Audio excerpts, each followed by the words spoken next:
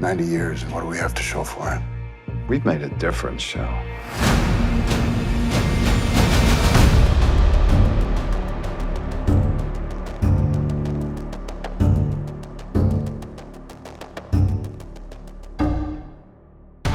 Well, Walter in the show, we're in two different time zones. So we're in the present day, and Walter is maybe about 133 years old.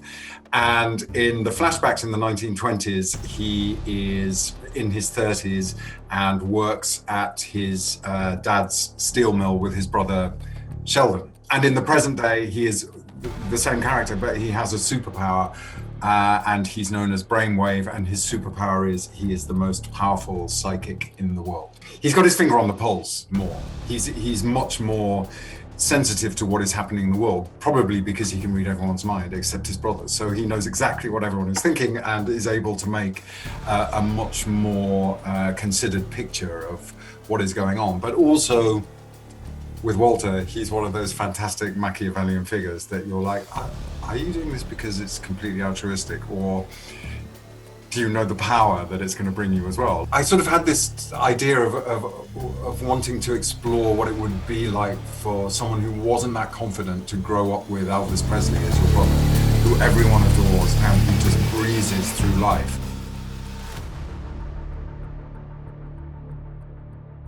I mean, this guy's got all the powers. He's got super strength. He can fly. He can shoot laser beams. He can see or hear things from distances you couldn't even imagine.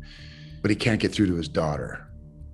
He can't connect with his daughter. And I think that's his kryptonite. Even though this guy was a regular human the first 30 years of his life, he's now realizing that these powers and the responsibility that came with that have affected his ability to be a father for these kids as they were growing up. And now he's trying to reconcile all of that. And I think that if anything brings him to his knees, it's his daughter. He's probably Sheldon's most loyal and closest friend. I think they grew up together, and I think that George sees Sheldon and Walt as his family, and it's kind of the only family he's got. So those relationships are very special to him. George is he's kind of a charismatic playboy. He's got all the money in the world at this point when we meet him. He's got a lot of loss in his life, but that's covered up with his theatrics and his kind of zest for life and women and experience.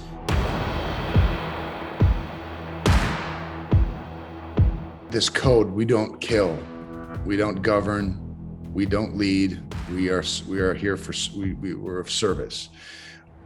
That part I get. It's the we do not kill. If someone's trying to kill my son, I'm going to take them out first, and it makes me believe that maybe this guy's got some kind of a death wish. If Black Star was about to kill him and the son came in and saved him, yet he got angry with his son for doing that. It's like, dude, any normal person would do that.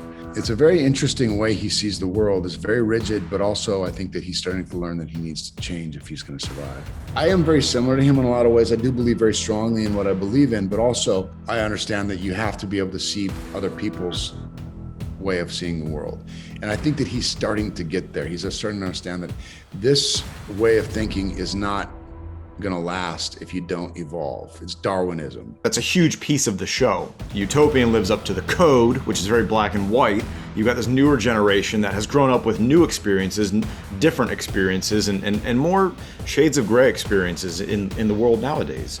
It's just not as simple, and I think that it's very hard for them to see eye to eye. And that's where the crux of this thing all lies, is what is this next generation going to do? And are they going to completely rail against what they've always stood for? Or are they going to find some common ground? Is he going to listen to the other side? I mean, these are all very common themes even for today. And I think that that's what's going to be relatable in some way.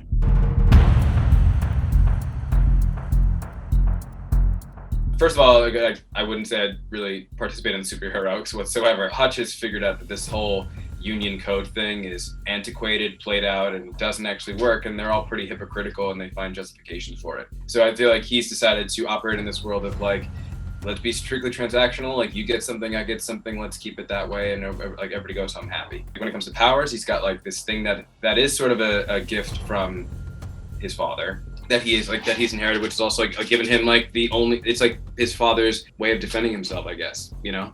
It's like a boy named Sue kind of situation. You got this, like, and then I'm gonna give you this bad reputation, and then like have that life.